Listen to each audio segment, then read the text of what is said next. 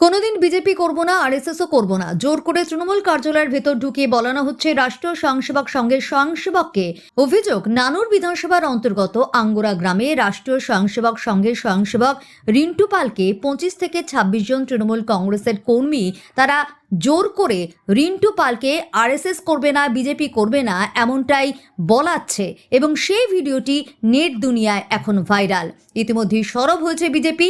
বোলপুর সাংগঠনিক জেলার বিজেপি সভাপতি শ্যামাপদ মণ্ডল জানিয়েছেন, আমরা ইতিমধ্যেই নানুর থানা ও বীরভূম জেলা পুলিশ প্রশাসনকে বিষয়টি জানিয়েছি। অবিলম্বে এর ব্যবস্থা না নিলে আমরা বড়সড় আন্দোলনে নামব। এরপর যদি কোনো অশান্তি সৃষ্টি হয় তার দায় নিতে হবে প্রশাসনকে।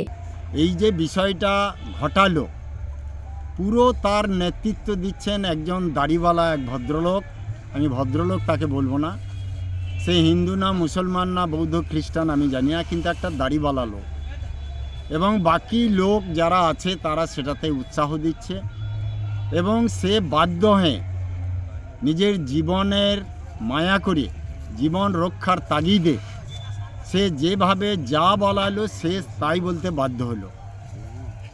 এটা আমি ভারতীয় জনতা পার্টির পক্ষ থেকে বলবো যে নানুরে আপনাদের ক্ষমতা আছে, নানুরে খুব এই কাজ করছেন, এটা খেয়াল রাখবেন। এই পশ্চিমবাংলায় আমরা 18টা এমপি জিতেছি, 77টা এমএলএ জিতেছি। অতএব আমাদেরও পশ্চিমবাংলার কোথাও কোথাও এই জায়গা আছে। আমরা যদি সেদিন তৃণমূল নেতাদিকে এইভাবে হ্যারাসমেন্ট করি সেটা কি খুব শোভা পাবে? এটা আমি তৃণমূলের নেতাদের কাছে প্রশ্ন রাখছি। এই বিষয়ে একটাই কথা বলবো, দেখুন এটা বাংলা, এটা কিন্তু বিজেপি শাসিত কোনো রাজ্য নয়। বাংলার প্রত্যেকটি মানুষের মাননীয় মুখ্যমন্ত্রী মাননীয় মমতা বন্দ্যোপাধ্যায় এবং সর্বভারতীয় তৃণমূল কংগ্রেস দলের সাধারণ সম্পাদক অভিষেক বন্দ্যোপাধ্যায় নির্দেশে বাংলায় জাতি, ধর্ম, মতামত নির্বিশেষে প্রত্যেকটি মানুষের বসবাস করার অধিকার বাংলায় আছে। প্রত্যেকটি মানুষের বাক স্বাধীনতা বাংলায় আছে। প্রত্যেকটি মানুষ লাইনে দাঁড়িয়ে নিজের ভোট নিজে দেবে, তার অধিকার বাংলায় আছে। কোন মানুষ কি দল করবে সে অধিকার বাংলায় আছে। কোন মানুষ কি খাবে, সে রুটি খাবে না ভাত খাবে, মাছ খাবে না মাংস খাবে, সে অধিকার বাংলায় আছে। বাংলাকে ব্যতি রেখে অন্য কোনো রাজ্যে নেই। যদিও আপনাদের মাধ্যমে আমিও বিষয়টা দেখেছি, বিষয়ের সত্যতা যাচাই আমি করিনি। নিশ্চয় আপনারা সত্য যাচাই করেই বিষয়টাকে সর্বসমক্ষে আনার চেষ্টা করবেন। এখনো পর্যন্ত আমি যেটুকু খবর নিয়েছি কোনো অভিযোগ জমা পড়েনি। আর যদি আমার দলের কোনো কর্মী হয়ে থাকে আর এই ধরনের কাজ করে থাকে সেটা বাঞ্ছনীয় নয়।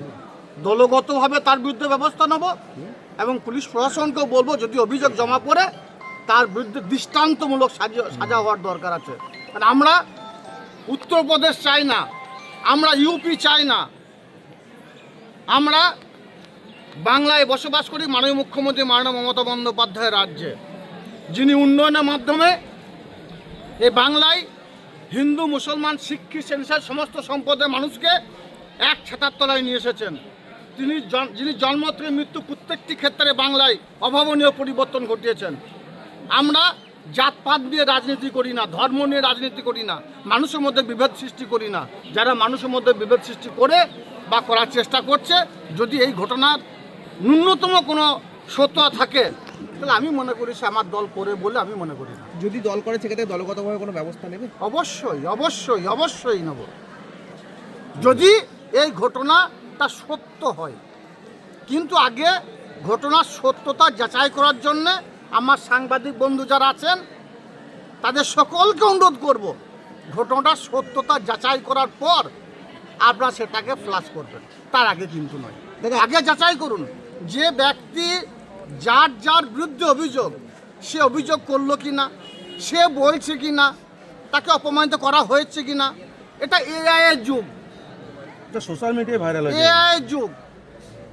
কখনো আমাকে বাঘের কান্দে চাপানো হচ্ছে, কখনো সিংহের উপর চাপানো হচ্ছে। তা আমি কি সিংহের উপর চেপেছি? জবাবটা আপনারা দেবেন। তো সে তার সঙ্গে কথা বলছে কি না, আদৌ সেই ব্যক্তি কিনা অন্য কোনো ব্যক্তিকে চাপানো হয়েছে, নাকি হিন্দু মুসলমানের মধ্যে বিভাজন সৃষ্টি করার জন্য করা হয়েছে। আপনাদেরকে বিষয়টা যাচাই করার জন্য আমি রিকোয়েস্ট করছি সকল সাংবাদিক বন্ধুদের।